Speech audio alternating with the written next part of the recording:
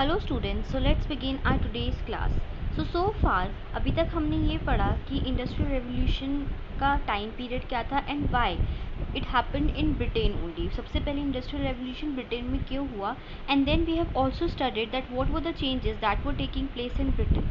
सो basically जो हमारा time period है that begins from 1715 onwards. So उसमें हमें ये पता चलता है कि there were basically two industries which were growing at a very fast pace which actually led to the industrial phase in Britain.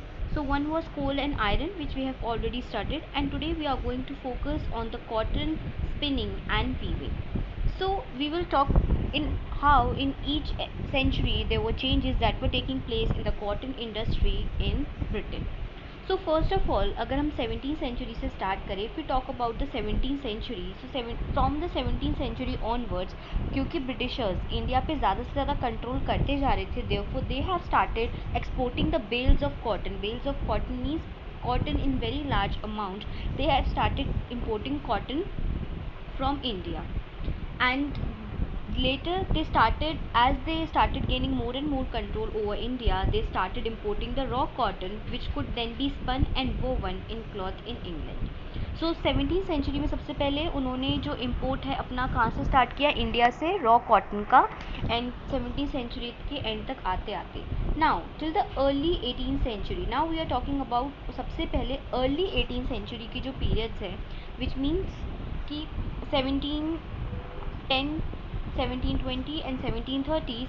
सो जो अर्ली ईयर्स है इसमें बहुत ही स्लो पेस से काम होना स्टार्ट हुआ धीरे धीरे, और ज़्यादातर जो कॉटन इस टाइम पे इंडस्ट्रीज थी वो सब किस पे डिपेंडेंट थी, लेबरर्स पे। और लेबरर्स कौन थी, ज़्यादातर विमेन होती थी जो सारी स्पिनिंग वगैरह करती थी। तो जो पूरा प्रोसेस है वो पूरा का पूरा स्पिनिंग और वीविंग से चलता था। फिर उसके बाद हम जब, क्योंकि स्पिनिंग और वीविंग दोनों में ही सबसे ज़्यादा टाइम किस में लगता था, स्पिनिंग में ही टाइम लग जाता था, और वीविंग में भी, because everything was being done by hands, therefore it would require a lot of laborers at that time. So to make it more efficient, later many changes were brought, especially the technological inventions, जिन्होंने speed का जो thread की जो speed है cloth बनाने के लिए उसको बहुत इंक्रीज़ किया। तो जब हम इसमें हम देखते हैं कि by the end of the 18th century which mean 1780s, जो हम फेज इंडस्ट्रियलाइजेशन का जहाँ से स्टार्ट करते हैं वहाँ से अगर हम देखें तो now the production gradually shifted from homes of spinners and weavers to factories. तो अब जो पूरा वर्क प्रोसेस है वो अब वीवर्स के घर से फैक्ट्रीज तक आना स्टार्ट हो गया था। Now, from 1780s, the cotton industry symbolized British industrialization in many ways. So, as we have already discussed कि जो main जो industrialization था वो two industries में हम देखते हैं, iron and second one was cotton. तो cotton industries में दो process एक साथ हो रहे थे.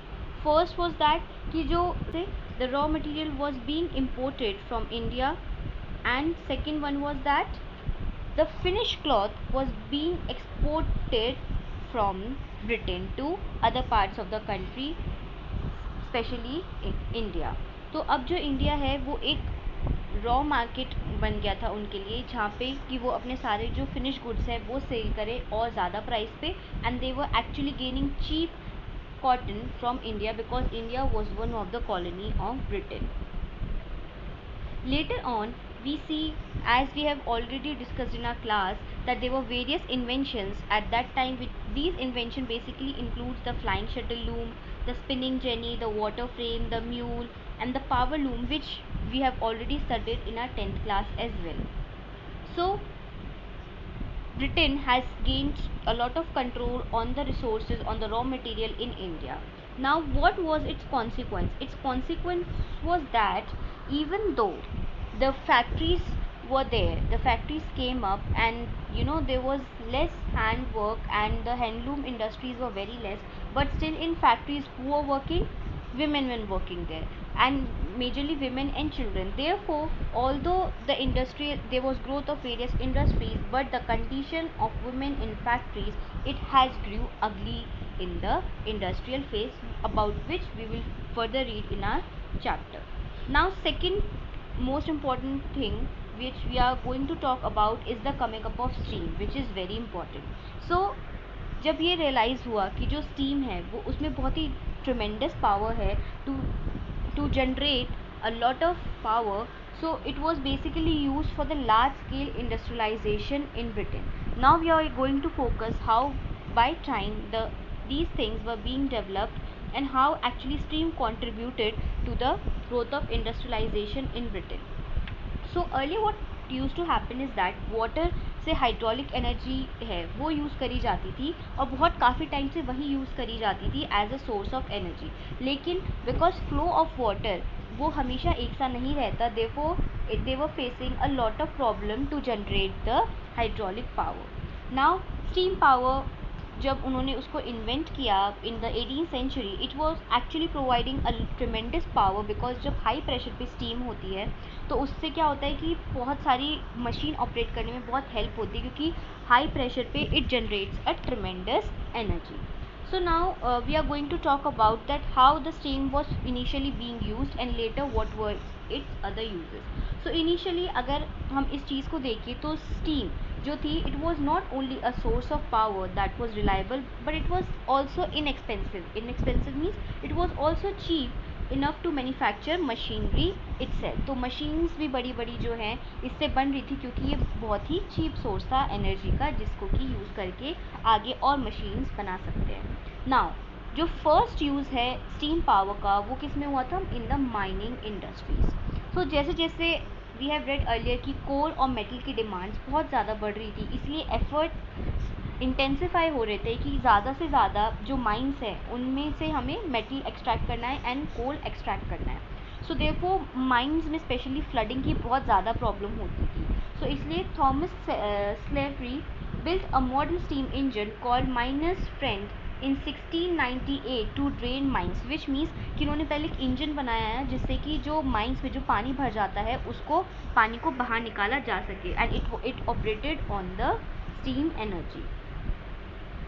देयरफॉर वी सी दैट तो पहला जो स्टीम इंजन है वो किस में था, थॉमस सेवेरी ने, और उनका यूज़ किस में था, माइंस में. Okay now then another steam engine was build by Thomas Newcomen in 1712. This had the major defect of losing energy to continuous cooling of the condensing cylinder.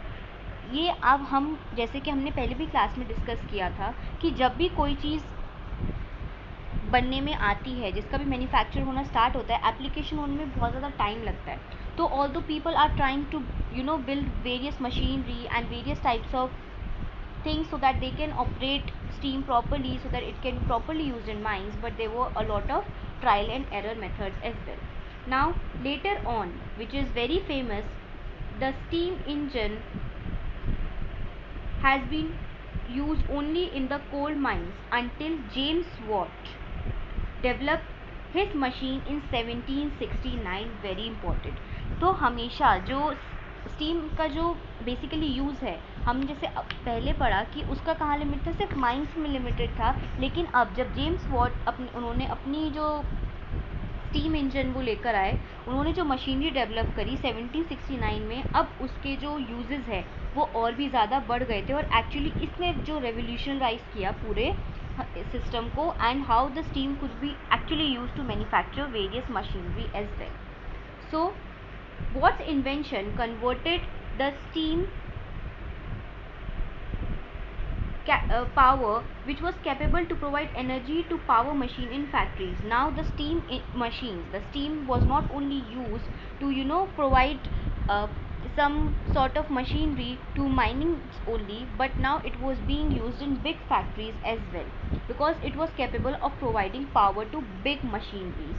Then ना किसी manufacture की ज़रूरत पड़ती है. If you are carrying on some invention, you need money, you need investment. So it was done by Matthew Boulton for James Watt, and then he created a Soho foundry in Birmingham. So foundry is basically a place where metal is being melted and it is basically converted and molded later. So ये बोल सकते हैं कि metal की जो factory है सबसे पहले उन्होंने फिर स्टैब्लिश करी 1755 में. From this foundry, which means from this workshop of metal or the factory of metal, Watt steam engine were produced in a steadily growing numbers. अब जो वॉट का जो एक्सपेरिमेंट था, when it became successful, तो धीरे धीरे उनके जो इंजन्स हैं वो और प्रोड्यूस होने लगे and by the end of 18th century, Watt steam engine was beginning to replace the hydraulic power.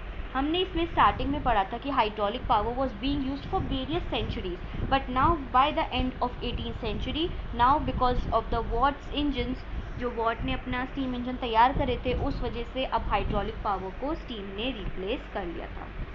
Then finally after 1800, which means beginning of the 19th century, steam engine technology was further developed with the use of lighter, stronger metals, the manufacture of more accurate machines and the spread of better scientific knowledge. So steam was a source of energy. Steam एक source of energy था जिसको उन्होंने use करके और machines develop करी, और machines develop होंगी तो obviously जो industrial work है वो और ज़्यादा अच्छे से हो पाएगा, और tools develop होंगे तो उनका जो पेस है वो भी बढ़ेगा और मैन्युफैक्चरिंग का रेट भी बढ़ेगा. Then in 1840, British steam engines were generating more than 70% of all European horsepower. Now the steam engines which were being experimented and which were being produced in Britain, they actually contributed to the 70% of Europeans horse power. Horse power means जितनी भी Europe में जितना भी energy जो required होती थी अलग अलग इंडस्ट्रीज़ में, अलग अलग फैक्ट्रीज़ में, अब not with in the Britain only but outside Britain in the entire Europe 70% उसका जो मेन बेस है अब वो क्या हो गया था, steam. So this was for today's class. In our next class we will be further reading about the coming up of canals and the railways and how they helped in the growth of industrialization in Britain.